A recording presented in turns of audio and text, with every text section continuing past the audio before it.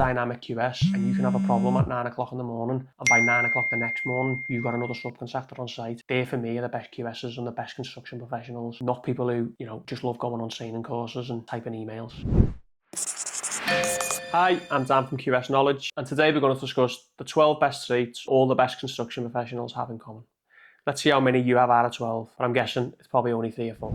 The first one is having a good understanding of pre-construction. So when a tender comes in, do you know what to look for in the contract initially? What sort of program you're looking at? When you're putting all this together, having a good understanding of what the contract's actually asking for, so then you can make sure your supply chain are pricing it correctly, and therefore you get an accurate program date from your supply chain. It means even if only having a high level, you're submitting a tender, which is going to give you a good chance of not only winning it, but delivering it on site. Number 2 is understanding where there could be potential errors and gains to be had from the tender. Obviously, during this process, any errors that you can spot, so you can go back to whoever sent you the tender and say, look, we believe this is missing. Maybe you found something in the site investigation. Anything that really makes your client believe you're looking into this project in detail, it's really going to help you when it comes to deciding who's going to win the project. It's not always about who's the most expensive. It's about who's understood the project the most and who can actually deliver this for the client. Number 3 is supply chain and procurement management. If you can't employ the right subcontractors, or you can't get the right materials on the project through the best suppliers at the best rates, you're really going to struggle in our industry. It's so important to make sure that your supply chain is fully efficient in terms of the pricing, but also they can deliver when they say they're going to deliver. Knowing how to manage both sides, both suppliers and subcontractors, is really key for any construction professional who wants to deliver a quality job. Number 4 is problem solving under pressure. We all need construction professionals who can think on their feet. There's problems absolutely every day. Walking onto the site in the morning and you've had wind damage through the night, you're under pressure from the program. Your ability to understand the problem and try and solve it as quickly as possible is the main key in making a project successful. Whether that's speaking to a supply chain member and saying, look, this other subcontractor's let me down. Do you know anyone who can help us get over this? Or, whether you've got to go to another firm quickly just to push something on to try and get it fixed as soon as possible. Them sort of hundreds of micro decisions you're making every day, they add up over the course of a project to decide whether it's successful or not. There's people who have all sorts of qualifications after the name, but if you're a dynamic QS and you can have a problem at 9 o'clock in the morning, and by 9 o'clock the next morning, you've got another subcontractor on site, they, for me, are the best QSs and the best construction professionals, not people who, just love going on training courses and typing emails. It's not, for me, what helps drive the success of a project. The next one, number 5, is accurate cost forecasting. Look, and this is not just QSs either. Gone are the days of, it's the QS's problem. Everyone on the project team, including the project manager, the site manager, they should be able to look at the CVR once a month and know where things are going. No one got the finger on the pulse more than the site team in terms of the project's progression and how long it's going to take. Even if the supply chain and the suppliers, they're all locked in, you've got some contingencies in, that's great. But if you're going to overrun by 2 or 3 months and your prelims are costing you 50 grand a month, that is going to kill the project. So we need to be telling everyone as soon as we can, actually, we think we're safe on the supply chain, we think we're good with the suppliers, but from a prelim point of view, we're going to overrun 3 months. Don't just, get to the end of every month with the progress and actually made no progress in that 4 weeks, because you've got to look at it, be honest with yourselves and say, right, when's this actually going to finish? Speak to the supply chain and ask them. Don't give them dates all the time. It's good to have a target program, but say, when do you think you can be finished? Speak to the lads on the ground, because they're not as conditioned to lie to you. They'll say to you, we've got 4 weeks left here, mate, and then another 4 weeks after that to commission. I can't just be squeezed. It's not always a case of just the programmer just keeping everything there and pushing it in. I know better than most as a painter. It's not 4 men for 4 weeks. It ends up 12 men for the last 2 weeks. You've got to accurately forecast, really, when is this going to finish? What can we do? So again, it's not just quantity surveyors, it's the project manager too and the senior site team looking at the budget and saying, we've got a problem here, or actually think we can deliver this. And again, if you don't know the real position of the project financially, you're just in for a world of pain down the line. Number 6, valuations and payment applications.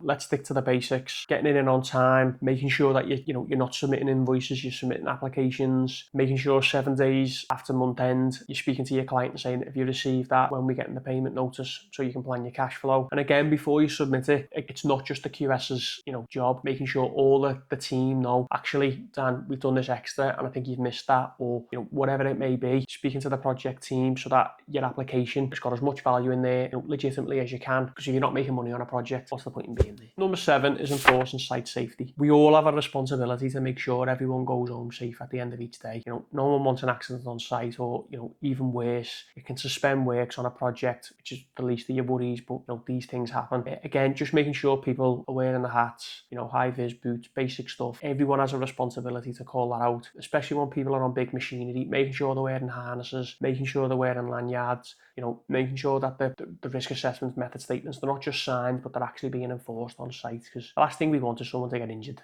Our business is risky enough without having to deal with them sort of consequences. Number 8 is having an eye for detail for quality and snagging. I think it's much easier to pull someone on the workmanship very early on in the project and let them know you're not going to, stand for them sort of levels of quality, than letting it get down the line and then all of a sudden the QS isn't paying valuations because the client's clerk of works or whoever it may be is now pulling the work. So we want to start right from the off, asking for QA sheets at the end of every day, making sure the supervisor's doing their job, and make sure we're doing ours. A difficult conversation is a lot easier than the cost it will be to fix things once we get down the line, because ultimately bad work costs more than doing it right in the first place. Number 9 is communication. In our industry, it's very normal to be speaking to a labourer about doing something quite menial and then going into a meeting with a client who, may own this building as the end user. And you've got to be able to communicate at all levels, whether it's setting targets for something which is very basic or explaining to a client he's not getting his building on time. They're the sort of broad spectrum we have to deal with in our industry. So, whether it's people you're employing or people who don't work for you and you've just got to use them, or speaking to clients, consultants in order to get information that you need. It's very important in our industry to be able to communicate at all levels. Number 10 is leadership and team coordination. Keeping a project on track is about people management as much as technical knowledge. You need to ensure you can motivate a team, resolve site conflicts, and have everyone pulling in the same direction. We've all been on sites where as soon as you walk on, you can tell it's quite like a welcome atmosphere. Everyone's doing, their jobs. Everything seems to be going well. They're on programme, they're on budget. You can just get a feel for it. And that all starts with being able to get teams and, stakeholders all on the same page and pulling in the right direction.